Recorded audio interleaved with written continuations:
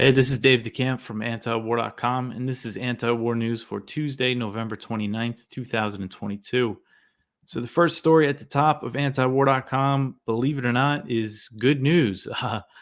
Top news outlets are calling for the U.S. to drop the charges against Julian Assange.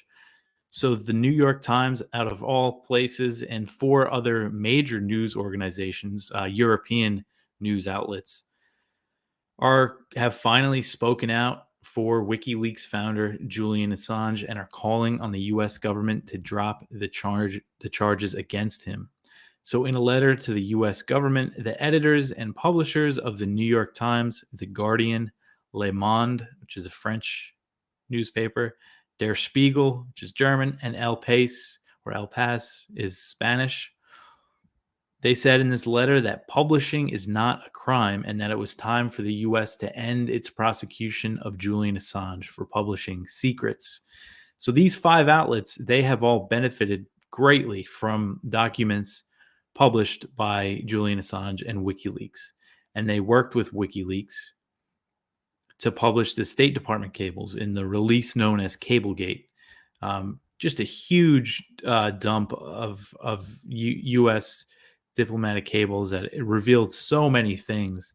And, besides working with WikiLeaks on that, you also have the Iraq and Afghanistan war logs that they published thousands, probably thousands between the five of them, stories based on things that were revealed in these leaks. So they owe WikiLeaks a great debt. And finally, after over 3 years, it's been over 3 years since Julian Assange was ripped out of the Ecuadorian embassy and thrown into Belmarsh prison in London, where he's being held on no charges. It's been determined that he's being tortured. He's faced psychological torture, according to UN Special Rapporteur on Torture. And, it goes way before. It was April 2019 when he was pulled out of the embassy, but it goes way before that. He was holed up in the embassy. I think he went in there in 2012. And throughout that time, there was this whole character assassination of him. He was smeared by the press, by these media outlets. But so the big question, I guess, is why are they doing this now? And it is a good question. And who really knows? Maybe they understand that there is a precedent here because they're trying to put Assange away for doing journalism, for publishing information that the government didn't want out there. So if they prosecute him, they could be next. Maybe they realize that. So maybe that's what this is about. But it was a big surprise. And the letter explains that by receiving the leaks from Chelsea Manning, which he received Cablegate and the Iraq and Afghanistan war logs, all those documents, that Assange has faced the most severe consequences. So the letter reads, quote, on April 12th, 2019, Assange was arrested in London on a U.S. arrest warrant and has now been held for 3.5 years in a high-security British prison, usually used for terrorists and members of organized crime groups, end quote. So he could face, if he's extradited to the U.S., he could face up to 175-year sentence in a maximum security prison. And again, the DOJ has indicted him under the Espionage Act, even though what he did was he used standard journalistic practices to obtain the information from Manning. And the letter explains that the Obama administration refrained from seeking Assange's indictment due to the precedent that it could set, and for other reasons, really. But the Trump administration decided to pursue the charges. The letter reads, quote, under Donald Trump, however, the position changed.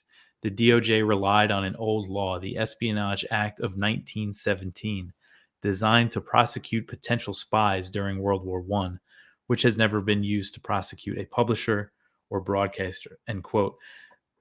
It's kind of, the Espionage Act was really passed to crush, dissent, against people that were against the U.S. involvement in World War I. That's really what it was about. But the Trump administration's decision to indict Assange, this was likely related to WikiLeaks' publication of documents that detailed the CIA's hacking tools, and that's Vault 7. That was published in 2017. And, again, there was nothing illegal about what WikiLeaks did there. and Assange is being indicted for separate leaks. But that release, Vault 7, that enraged the CIA and Mike Pompeo, who was the director at the time. And last year, Yahoo News revealed in a bombshell report that the CIA, under Pompeo, plotted to kidnap and discussed assassinating Assange over the release of Vault 7. And now this report has been cited by Assange's legal team to argue against the UK's former Home Secretary's decision to extradite Assange to the US, and that's currently being appealed. So that's where the situation is at right now, is that the extradition decision is being appealed. So the fact that this comes out now after all this time, hopefully it maybe changes some minds in the Biden administration. We'll see.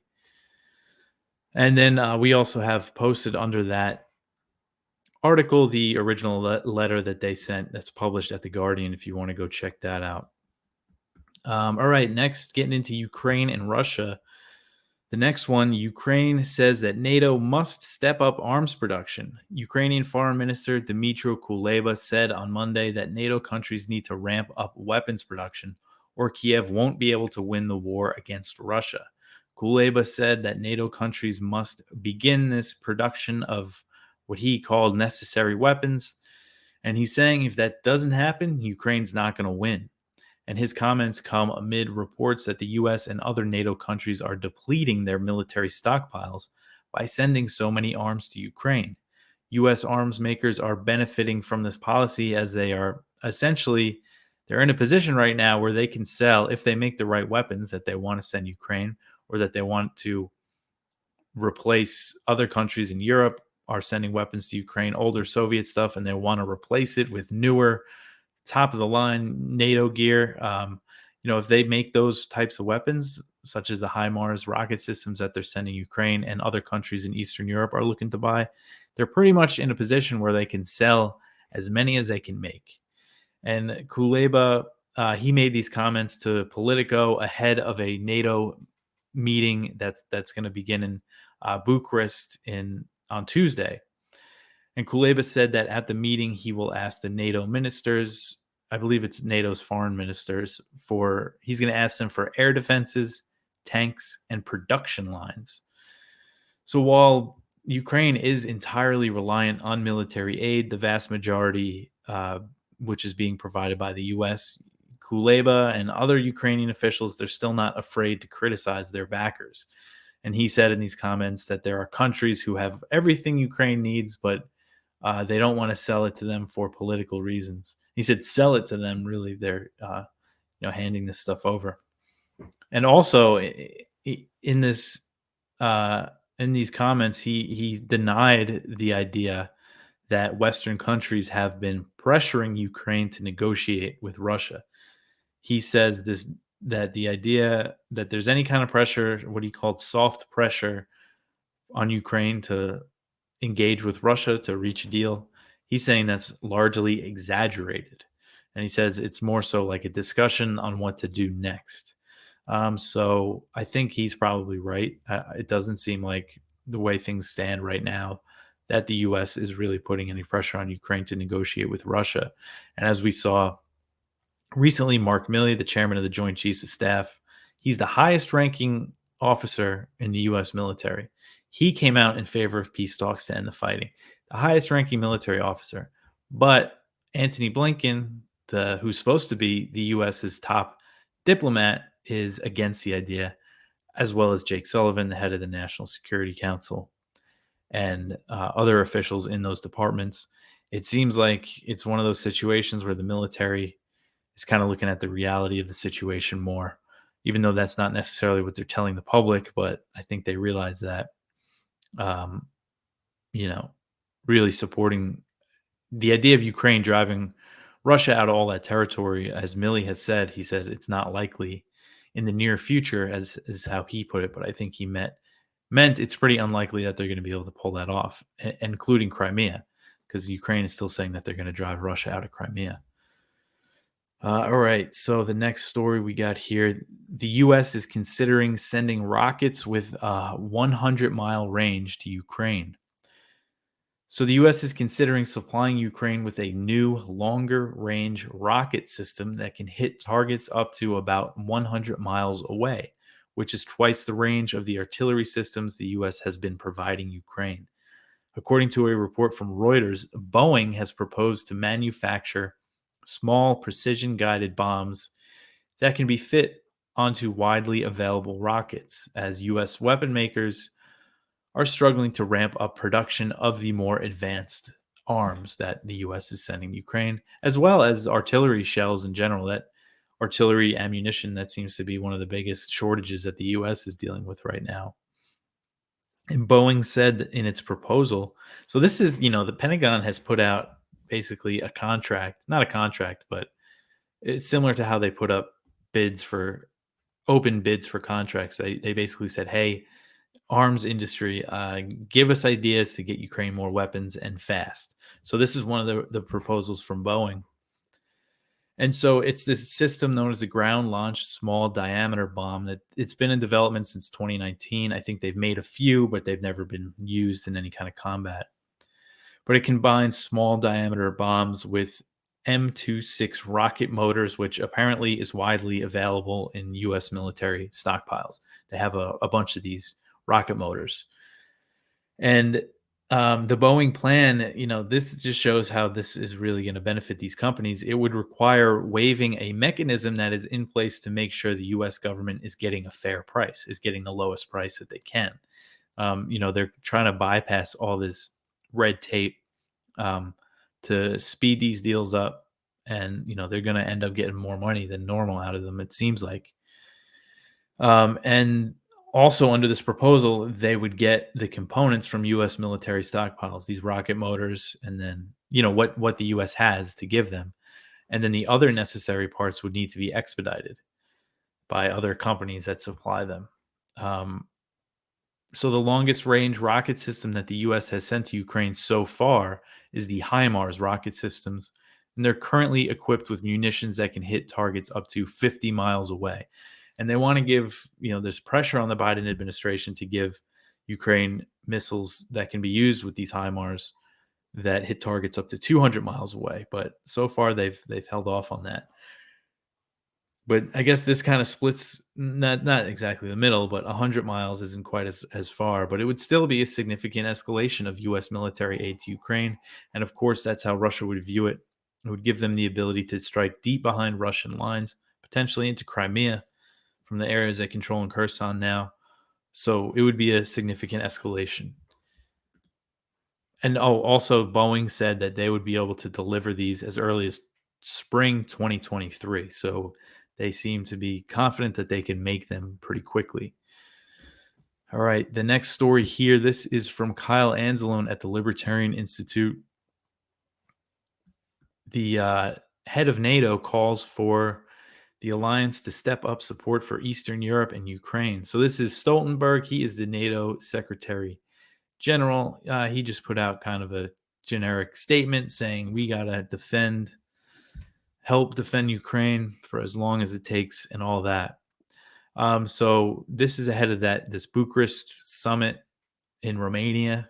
And, this is kind of returning to the scene of when it was in 2008 in Bucharest, when the U.S., when NATO said that, Ukraine would join the alliance. They promised them that they would join the alliance eventually, as well as Georgia. And speaking of WikiLeaks, one of the most important cables in that dump today was William Burns, who's the current CIA director. At the time, he was the U.S. ambassador to Russia. And I believe he was sending the cable to Condoleezza Rice. And it was I think it was right before the Bucharest summit when they made this promise to Ukraine and Georgia. He spelled it out, saying this is, the brightest of red lines for Russia. They believe it's going to basically outline what would happen, that prospective NATO membership in Ukraine could lead to a civil war and Russia would eventually intervene. And that's not exactly how things went down, but what happened was when Viktor Yanukovych was the president, there wasn't really a chance of Ukraine joining NATO, but then he was overthrown in 2014 in a U.S.-backed coup. And then after that was when the Civil War started. And that's when NATO really started cooperating with Ukraine. And then Russia eventually intervened and launched this big invasion. So that's where they're going to meet up this week. And Stoltenberg's saying, we got to tell them we're prepared to keep supporting them. All right, the next one here. This is bad news. The U.S.-Russia New START talks have been postponed. So a meeting between U.S. and Russian officials to discuss the last remaining nuclear arms control treaty between the two powers, which is the New START treaty, has been postponed. And this was according to the Russian Foreign Ministry. They said this on Monday. So these talks were scheduled to be held in Cairo from Tuesday, November 29th to December 6th. And the Russian Foreign Ministry did not give a reason for the delay and just said that the meeting has been postponed to a later date. Didn't say when they could resume. And the Biden administration is blaming Russia for the delay. A State Department spokesperson said that the decision was made unilaterally by Moscow. And they said that they would propose new dates soon. So the New START treaty, it limits the deployment of missiles and warheads and bombers, and it includes an inspection regime, but the inspections have been suspended since March 2020 due to COVID-19. And these negotiations were expected to be focused on resuming them. It was going to be a very small start to engagement between the U.S. and Russia on arms control.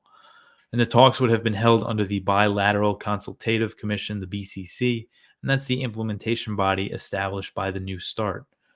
So the New START is due to expire in 2026, and there's currently no plan to replace the treaty. The U.S. and Russia were engaged in broader arms control talks before Russia invaded Ukraine, but they were suspended. The U.S. suspended them after the invasion. So this just isn't a good sign. I mean, for a minute there, I was hopeful because we saw all of a sudden there was all these indications that the U.S. and Russia were talking. CIA chief met with Russian spy chief. Jake Sullivan was talking to his counterpart, and then these talks were scheduled, but clearly that didn't result in any kind of peace talks. Ukrainians' power grid has basically been destroyed, and it's just a horrible situation there. And this just, one thing I tried to be a little hopeful about is now postponed. So hopefully, they pick a new date soon. All right, the next one, the EU fails to reach an agreement on the Russian oil price cap. So EU diplomats on Monday failed to agree on a set price cap for Russian oil as a December 5th deadline for the policy is approaching, and it's approaching pretty soon. And the main hindrance to reaching a deal was Poland, which is demanding a much lower price cap than what the G7 has requested. So this whole price cap plan, it was really pushed by Janet Yellen, the Treasury Secretary, and it was agreed on by the group of 7. And then they went to the EU and said, you guys figure it out since it affects you more. Make it between $65 and $70 per barrel.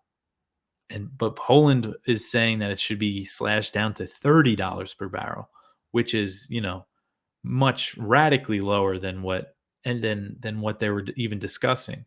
So this was according to EU diplomats talking to Reuters, basically saying that the Poles are uncompromising on the price. They haven't suggested any kind of acceptable alternative. And clearly, there's a growing annoyance.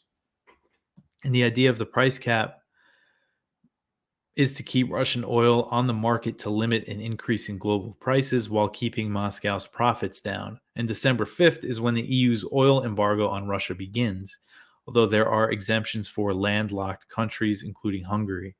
The EU ban also includes a prohibition on providing insurance for Russian oil shipments, and that's kind of the big thing, because Russian oil shipments still rely on insurance from Europe and the UK. And so the idea is they could provide these services as long as it's set at a sold price. But the major flaw is that it requires Russia's cooperation. And they're saying they're not going to cooperate. Of course, they're not going to cooperate. And they'll cut off any country that tries to implement it or is participating in it. And if Moscow retaliates by cutting oil production, that would have the reverse effect on what Yellen wants. That would send global prices, really high.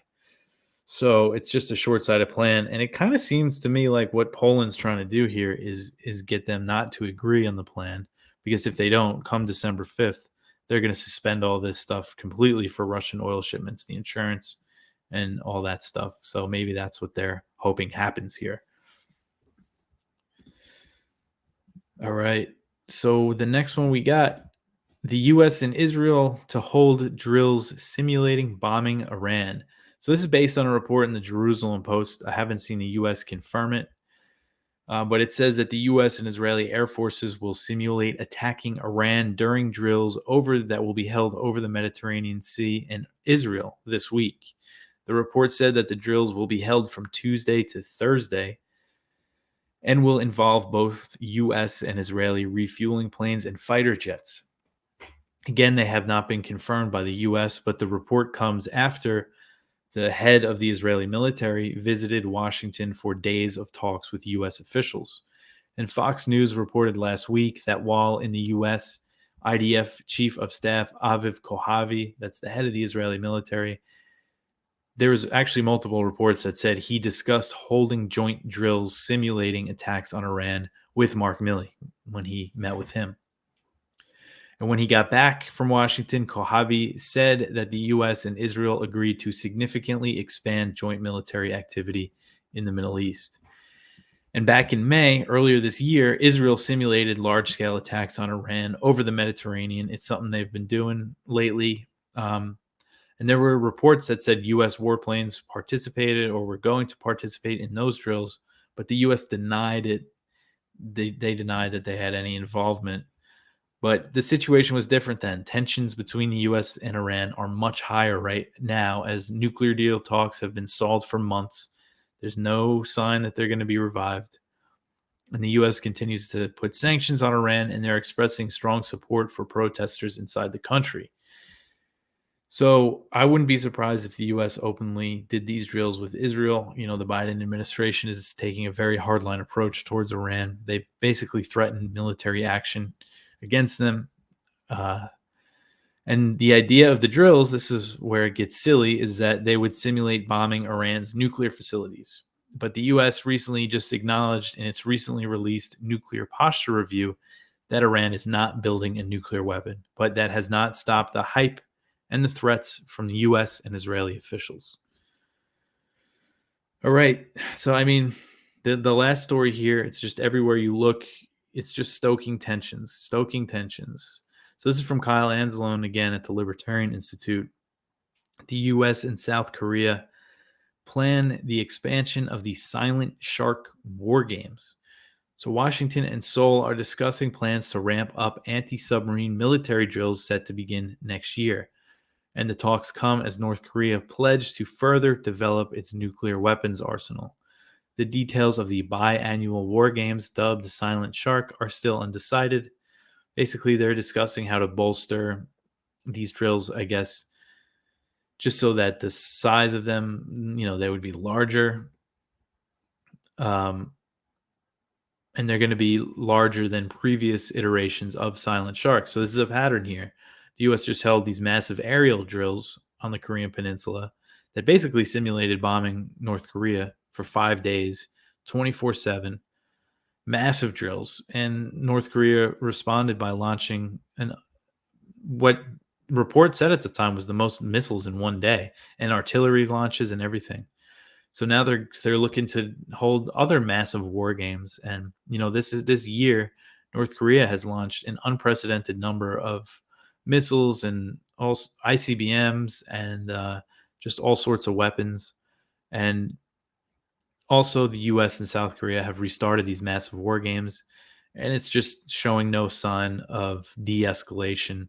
It doesn't even seem like there's any sort of whispers or hints, or nobody's nudging in the Biden administration in the direction of, hey, maybe we should try talking to North Korea or just pause the war games and make an effort to de-escalate. No, they just keep ramping everything up. This is the pattern with Iran too, and just everywhere, it seems like. But that's it for the news for today. And we have a good original viewpoint from Ted Snyder about Venezuela. He's asking, is the U.S. ready to abandon Guaido, who they claimed was the president of Venezuela and backed in a very failed coup attempt against Maduro? He's just asking, are they ready to actually do this and reintegrate Venezuela into the global community? So far, they just granted a limited license to Chevron so they could keep pumping oil. And then we linked to some other great viewpoints, including one from Caitlin Johnstone titled "Journalistic Responsibility Vanishes When Reporting on U.S. Targeted Nations." So this is a few things about the missile in Poland and this viral story that went around about Iran saying they were going to execute 15,000 protesters that turned out to be just total fake news. But that's it for me for today. You could support the show, antiwar.com/donate, like, subscribe on YouTube, Odyssey, and Rumble. If you listen on audio, download where you listen to podcasts, leave a review on Apple Podcasts if you can. Share the show with your friends, post it on social media. Let's do all that good stuff. But thanks a lot for listening. I'll talk to you tomorrow.